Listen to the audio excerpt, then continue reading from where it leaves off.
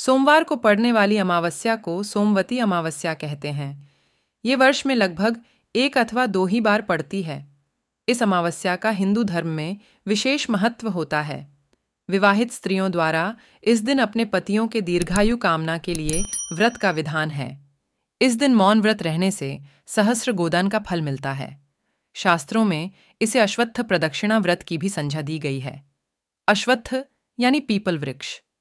इस दिन विवाहित स्त्रियों द्वारा पीपल के वृक्ष की दूध, जल, पुष्प, अक्षत, चंदन इत्यादि से पूजा और वृक्ष के चारों ओर 108 बार धागा लपेटकर परिक्रमा करने का विधान होता है। और कुछ अन्य परंपराओं में भंवरी देने का भी विधान होता है। धान, पान और खड़ी हल्दी को मिलाकर उसे विधान पूर्वक तुलसी के पेड़ को चढ़ाया जाता है। इस दिन पवित्र नदियों में स्नान का भी विशेष महत्व समझा जाता है। कहा जाता है कि महाभारत में भीष्म ने युधिष्ठिर को इस दिन का महत्व समझाते हुए कहा था कि इस दिन पवित्र नदियों में स्नान करने वाला मनुष्य समृद्ध, स्वस्थ और सभी दुखों से मुक्त होगा। ऐसा भी माना जाता है कि स्नान करने से पितरों की आत्माओं को शांति मिलती है। स्नान दान मुहूर्त, पितृदोष उपाय का समय और महत्व। कार्तिक अमावस्या तिथि 12 नवंबर दिन रविवार को दोपहर 2:44 से प्रारंभ होने वाली है। सोमवती अमावस्या के दिन ब्रह्म मुहूर्त से स्नान दान कर सकते हैं। उस दिन प्रात से सौभाग्य योग बना हुआ है। दिन में 11 बजे से दोपहर 2:30 तक पितृदोष उपाय कर सकते हैं। इस दिन आप स्नान के बाद पितरों के लिए तर्पण, पिंडदान, अन्नदान, ब्राह्मण भोज, पंचबली कर्म आदि कर सकते हैं। इससे पितर प्रसन्न होते हैं। इसके अलावा आप पितृदोष मुक्ति के लिए त्रिपिंडी श्राद्ध कर सकते हैं। सोमवती अमावस्या का महत्व। सोमवती अमावस्या का दिन स्नान दान के अलावा भगवान शिव और माता पार्वती की पूजा के लिए भी है। उस दिन सुहागन महिलाएं व्रत रखकर शिव और गौरी की पूजा करती हैं। उनके आशीर्वाद से पति को लंबी आयु और सुखी दाम्पत्य जीवन का आशीर्वाद मिलता है। इसके अलावा सोमवती अमावस्या पर आप अपने नाराज पितरों को प्रसन्न कर सकते हैं। जो लोग इस दिन नदी में स्नान ना कर पाए, घर पर ही पानी में गंगा जल मिलाकर स्नान करें और व्रत कथा सुनें। व्रत कथा। एक साहूकार के 7 बेटे और 7 ही बहुओं के साथ एक बेटी भी थी।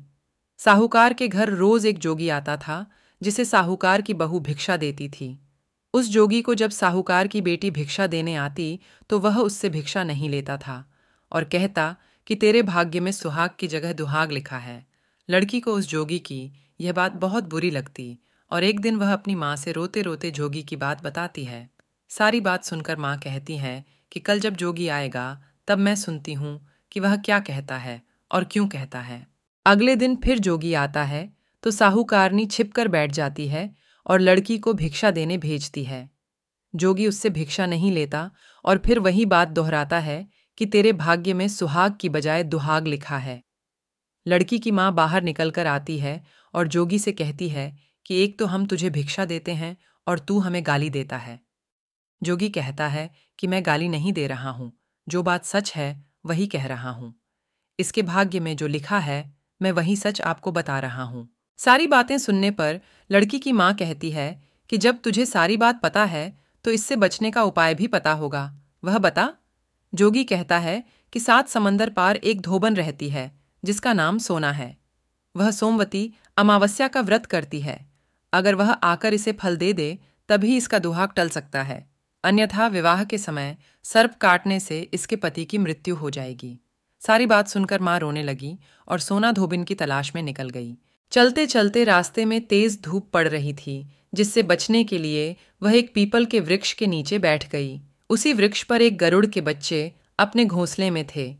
एक सांप आया और गरुड़ के बच्चों को खाने के लिए लपका, लेकिन साहूकारनी ने उस सांप को मारकर बच्चों की रक्षा की।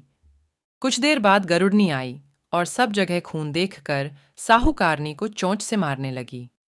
साहूकारनी बोली कि एक तो मैंने तेरे बच्चों को सांप से बचाया और तू मुझे ही मार रही है। सारी बातें जानने पर गरुड़नी बोली कि तूने मेरे बच्चों की रक्षा की है, इसलिए मांग जो चाहती है। साहूकारनी गरुड़नी से कहती है कि मुझे 7 समंदर पार सोना धोबिन के यहाँ छोड़ दो, और गरुड़नी ने वैसा ही किया।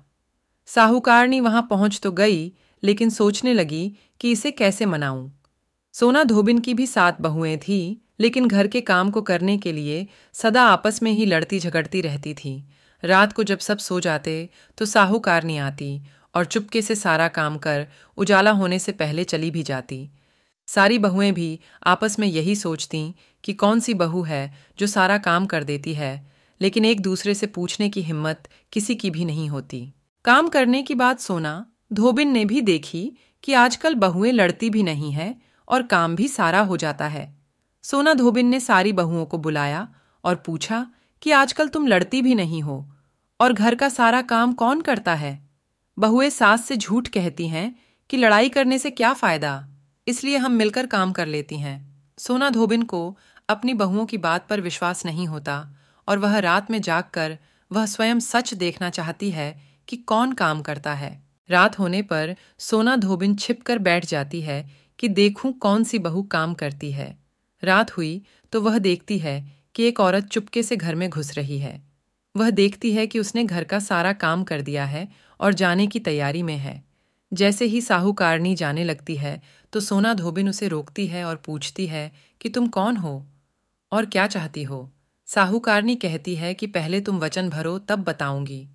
वह वचन भरती है, तब साहूकारनी कहती है कि मेरी बेटी के भाग्य में दुहाग लिखा है, लेकिन तुम सोमवती अमावस्या करती हो तो मेरे साथ चलकर उसे सुहाग दे दो। सोना धोबिन वचन से बंधी थी तो वह साहूकारनी के साथ चलने को तैयार हो जाती है।